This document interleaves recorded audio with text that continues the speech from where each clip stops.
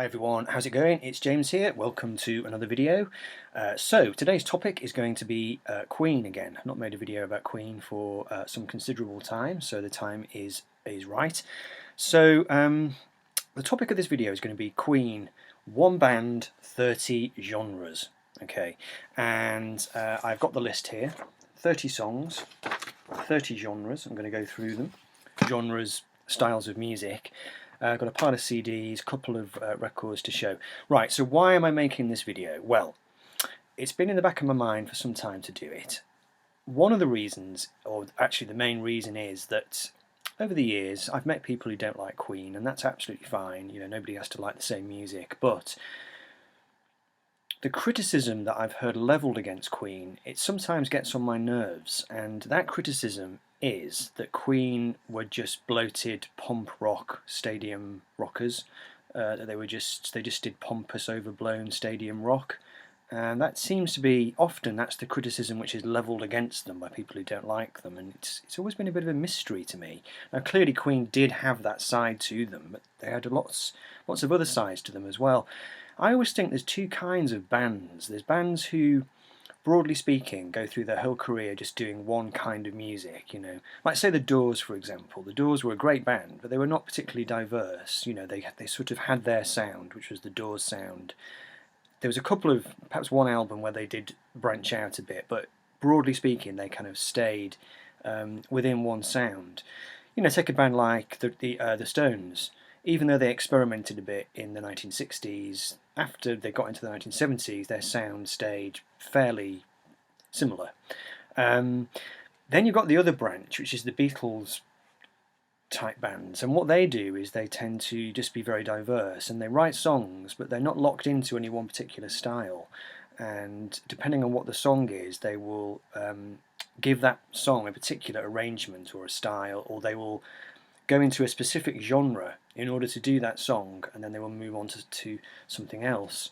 And to me, I mean, Queen were one of the most, if not the most diverse rock band of all time. I mean, I've got 30 genres here, so I'm just going to go through and hopefully try to prove or disprove this idea that Queen only did one thing, and that was big bloated stadium rock.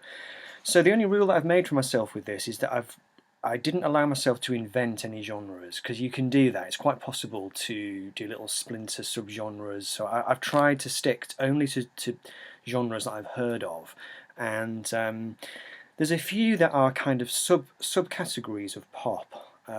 So you might think that I pushed the boat out a little too far in some directions, or I've broken my own rules. Let's see. Anyway, let's start at the beginning, and then you can pass judgment on whether I've made a success of this or not, or just made a pig's ear of it.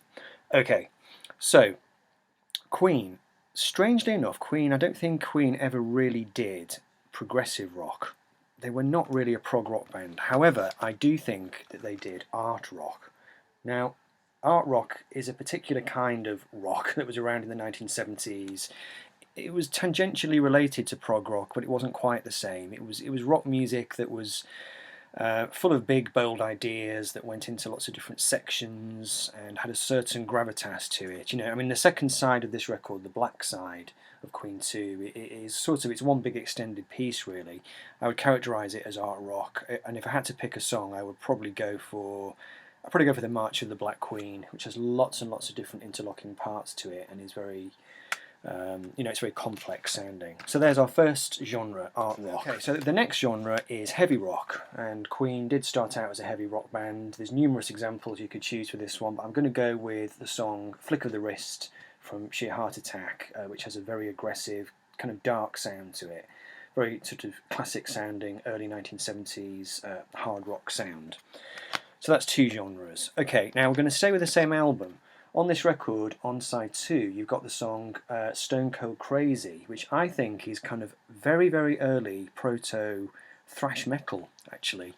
There's bands like Metallica who have acknowledged it as an influence on them. It's got very fast drumming with, you know, double fast bass drum pedals and this very kind of fast, febrile guitar. It's certainly some branch of metal, I would say, but probably some kind of proto thrash metal, you know, I would say for that one.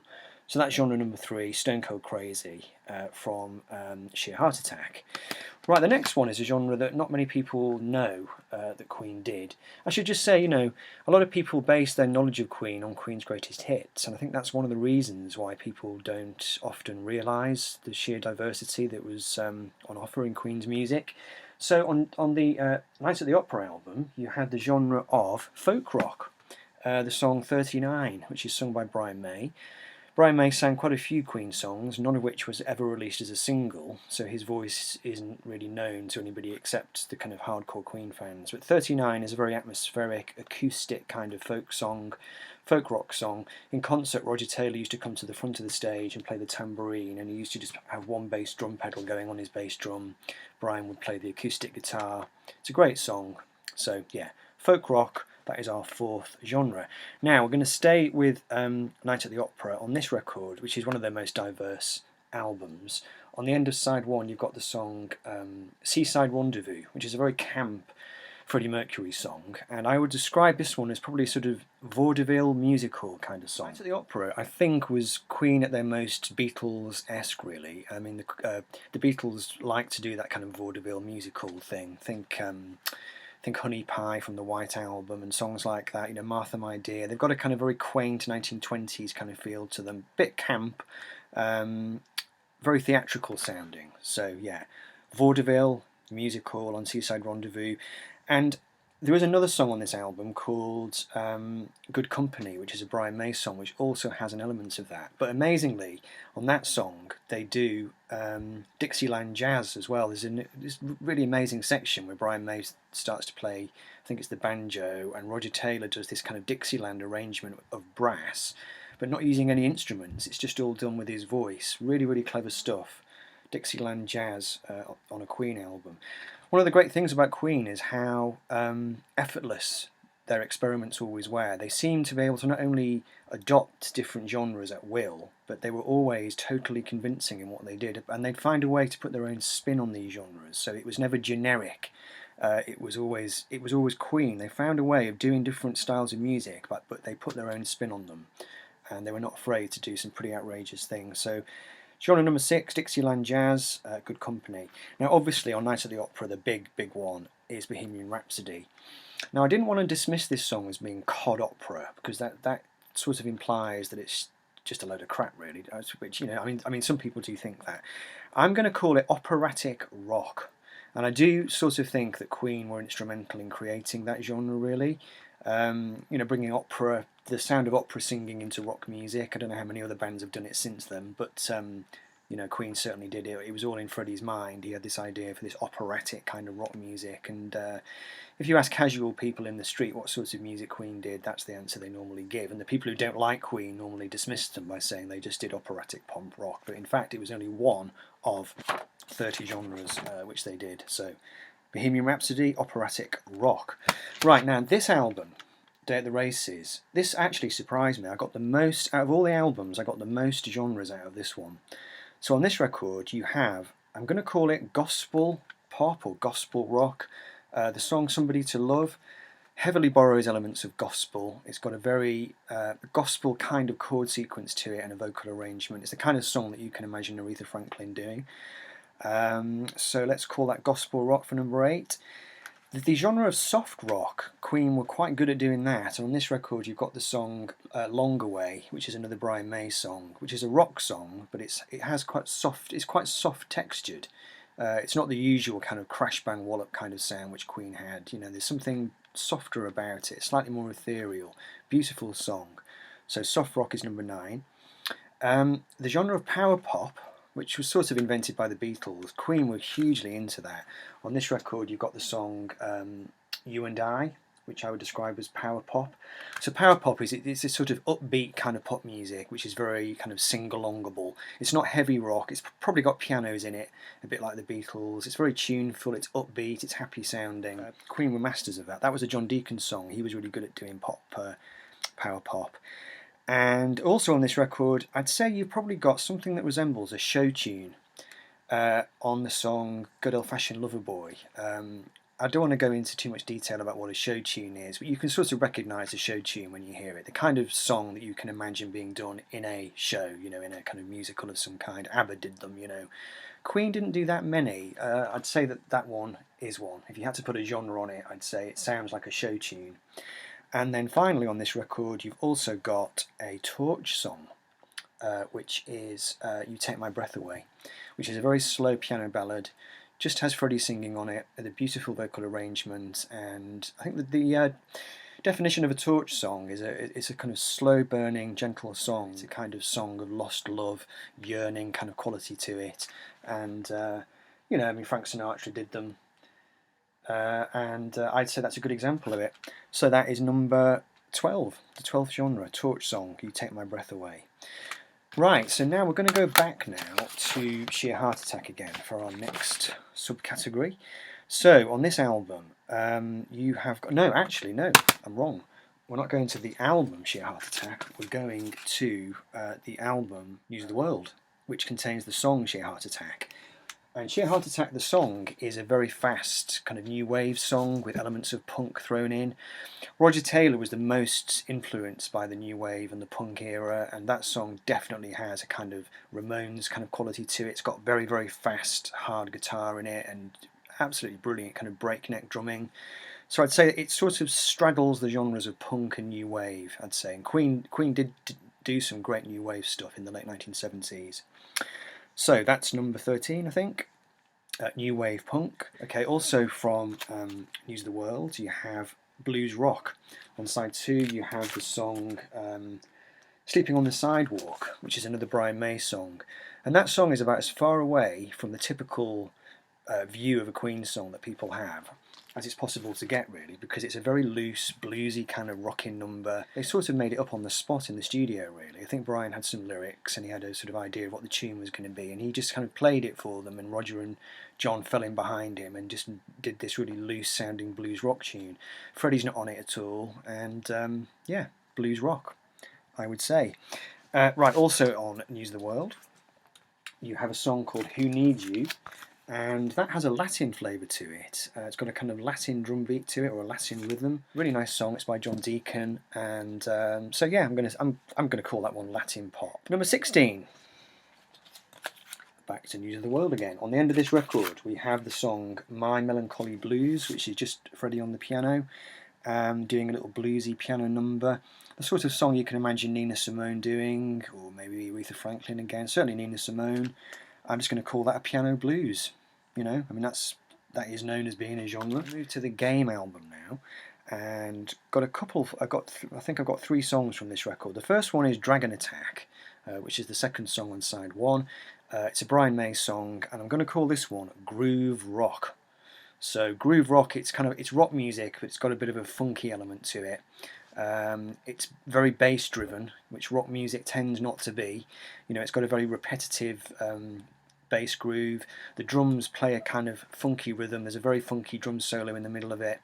It's, yeah, I would say groove rock. I wouldn't say funk rock, I'd say groove rock for that one. Then you've got the huge hit single, which is Another One Bites the Dust, which is basically Queen doing funk music, really, for want of a better word. You know, it was a massive hit on the black charts, on the black R&B charts. It has a funk groove to it, a funk production to it. The vocal phrasing is done in a kind of funky style. So this is Queen doing funk in 1980. And then on the same album, genre number 19 for The Game, we have the song Crazy Little Thing Called Love, which of course is a 1950s rock and roll song. I think Freddie wrote it, I think he had Elvis Presley in mind when he wrote it. It might have been inspired by John Lennon. Anyway, it was a 50s rocker, 50s rock and roll number. So there we go. Right, that's The Game done. So we're now going to move on to the Hot Space album, which was one of their most critically mauled efforts. So on this record they moved into much more of a modern kind of dance disco era. So the first song on the record is called Staying Power, and the genre that I've got for that one, I'm going to call it R&B funk soul. It's got sort of horns on it which sound like the Earth, Wind and Fire kind of horns. It's very bass driven. So yeah, I'd say R&B funk soul for that. Also on side one of this record, you've got a song called Body Language, and I've called that one Gay Electro Disco.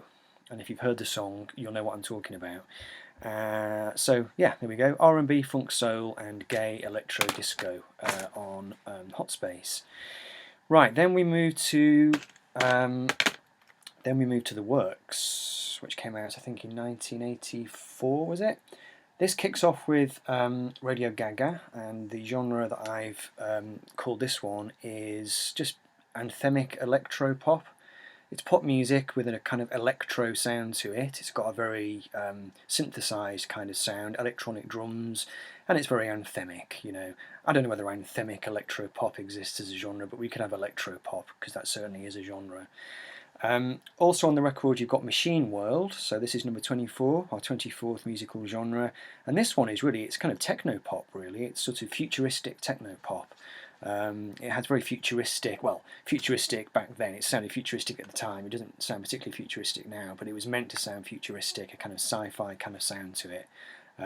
So Machine World, I've just put futuristic techno pop. And then finally on this record, genre number 25, the last song on the record, Is This the World We Created, is an honest to God protest song, really. You know, they were quite big in the 1980s, that whole kind of thing, you know, linking back to the 1960s, being socially conscious, you know, writing about the world and problems. It was the kind of, you know, it was the time of Live Aid and stuff like that. So yeah, protest song is our number 25th genre. Right, so we're now moving to the album Kind of Magic, which cost me £4.99, you can see. Now this record has got a lot of sort of heavy driving rock songs on it again, but the genres I'm identifying from this album, first of all we've got a power ballad, and the song in question is 1 Year of Love, which was a John Deacon song sung by Freddie Mercury. It's got a very slow kind of feel to it with a very impassioned vocal. It's basically an 80s power ballad, you know. Oops. Okay, and also on this record we have a song called Pain Is So Close to Pleasure, which is, I think, was a co-write between Freddie and John Deacon. And this one is basically, it's sort of soul pop. It's pop music that's got a little twist of something that you might think of as being a kind of Motown-y kind of chord sequence, kind of 60s soul kind of vibe to it. So I'm calling that one soul pop. And then number 28, on side 2, you've got Who Wants to Live Forever, which is a very slow, grandiose song with lots of strings and orchestral things. So the genre I'm going to call that is orchestral rock. Almost there. We are on genre number 29. And we're going to skip ahead now to I Want It All. And this is where we come face to face with the genre I think that Queen are most associated with, and that is just basic anthem rock.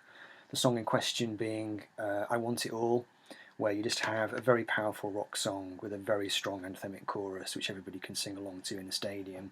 Ironically enough, because it's one of the few songs that they did in that style that was never actually performed live, but certainly I would say anthem rock for that one. Finally, on their last record, we're going to go for the song The Show Must Go On, which I'm going to call that pomp rock.